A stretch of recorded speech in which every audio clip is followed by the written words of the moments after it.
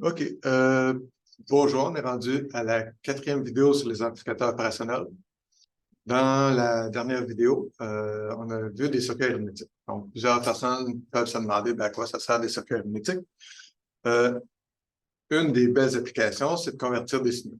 Donc, mettons qu'on a un signal d'un convertisseur numérique analogique qui varie de 0,5 volts, puis on veut le transformer en signal de plus 10, moins 10 pour faire du contrôle de moteur, par exemple, ou n'importe quoi.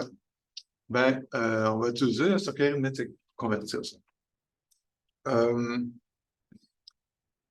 Donc, dans notre cas, ce qu'on va faire, c'est qu'on va prendre un signal qui varie de 0 à 3,3 volts, puis on va le convertir en signal de moins 5 à plus 5 volts. Donc, c'est l'exemple que j'ai choisi. Je vais prendre n'importe quel autre exemple. Celui-là, il va faire l'affaire. Donc, la première chose à faire, c'est de trouver l'équation qui relie VO et VI. Donc, qu'est-ce que je veux en sortir, puis qu'est-ce que j'ai en entrée. La meilleure façon de faire, c'est toujours de faire une droite avec un graphe. Donc, en X, on va mettre VI, puis en Y, on va mettre VO.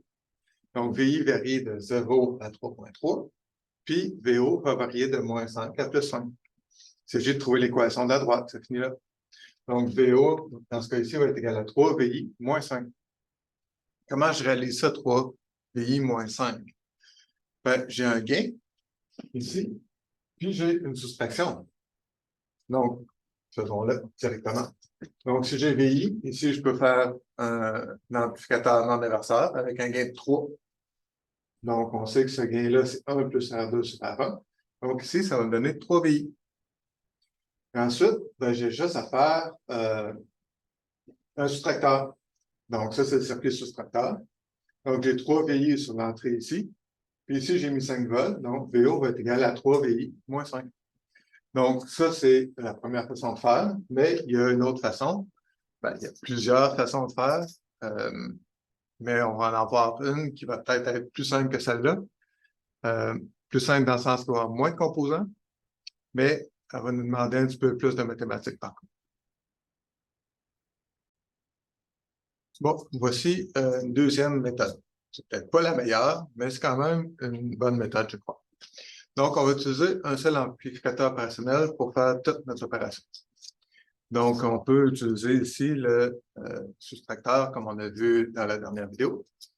On sait que l'équation, on l'a trouvée, c'est VO est égal à V1 fois R2 sur R1 plus R2, multiplié par 1 plus R3 sur R4, moins V2 fois R3 sur R4. Donc, à partir de là, on a 5, 1, 2, 3, 1, 2, 3, 4, 5.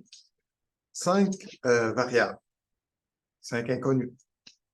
Mais on a juste 2 équations parce que cette partie-là ici doit être égale à moins 5 et toute cette partie-là ici doit être égale à 3.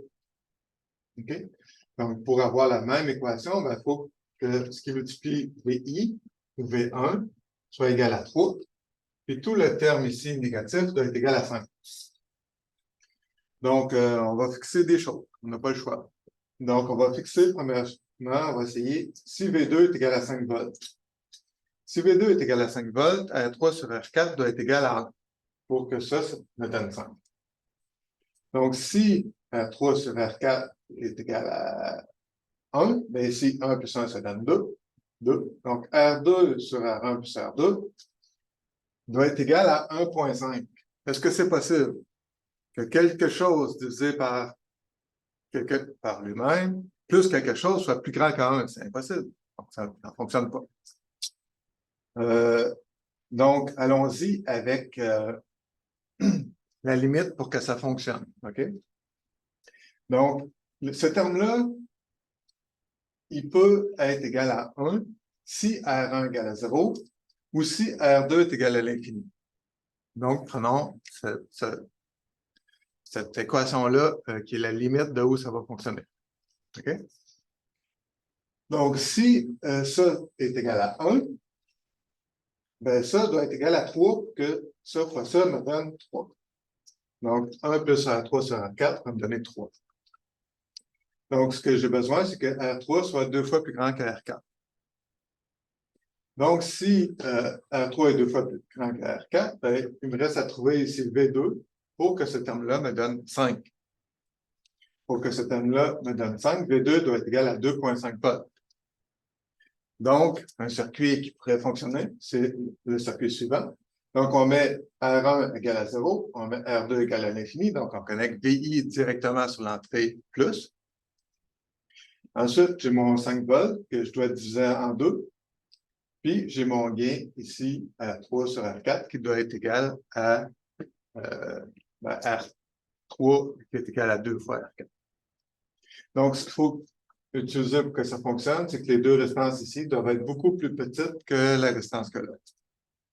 J'ai choisi ici 220 ohms, ça aurait pu être 200 ohms, ça aurait pu être 2,470 ohms, à la limite 1 kilo, mais là, ça aurait peut-être commencé à créer des problèmes à la sortie. Ça dépend de la précision qu'on veut sur notre plus 5,5. Donc, voici une belle réalisation pour convertir un signal de 0 à 3,3 volts, le convertir à un signal de -5 à +5.